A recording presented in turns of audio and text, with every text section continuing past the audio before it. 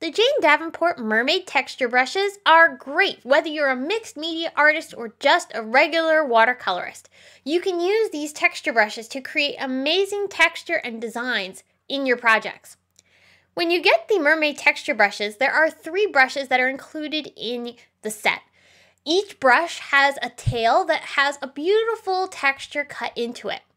Then, of course, you have 3 different styles of brush heads. You've got a flat brush, which is great for washes.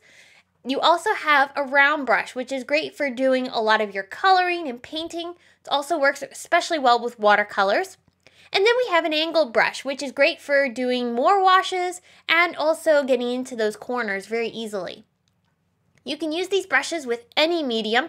Even the tails can be used with things such as watercolor.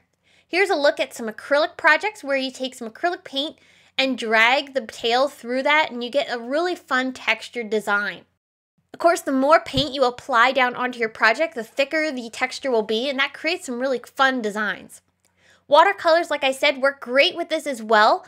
You'll just want to make sure you use enough water when you're working with the texture brushes. So how do you work with them? Well, acrylic paints are something that really work nicely with these brushes. I find it's really fun to take the acrylic paint, squirt some of it onto the paper, and then start dragging the brushes through the paint. The more pressure you apply down onto the brush as you're dragging it through the paint will vary up the way that the texture applies down onto your project. It's very easy to clean these brushes. You can just wipe the ends of the tails off using a damp rag, and that cleans off all the paint really easily. The brush heads are great for doing all sorts of painting techniques. This one here is the flat brush, and you can see it creates some great coverage and texture, whether you want to do some flat washes or more dry brush effects. The round brush is my favorite to use with watercolors, and it works really well for doing some fun coloring too, whether you're using watercolors or acrylic paints. Now, the tails of these brushes work well with watercolors, like I had mentioned earlier. You can use them to create fun texture in your painting and also help with blending too, like this background that I'm creating. Now, you will want to make sure that you're using enough water to get the paint to move.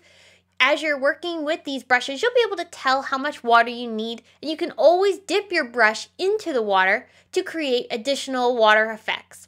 That's what I'm going to do here. After I apply down some paint using the flat brush, I'm going to take the tail of the brush and dip it into some water.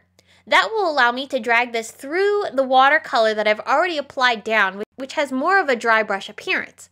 But by dipping the brush into the water, you can get that paint to again create some really cool texture. There is no wrong or right way to use these brushes because you can do just about anything and create your very own fun effects with them. We have these available at simonsaysstamp.com. You can also find more crafty inspiration via our YouTube channel, blog, and social media sites. Thanks for tuning in for our latest quick tip video.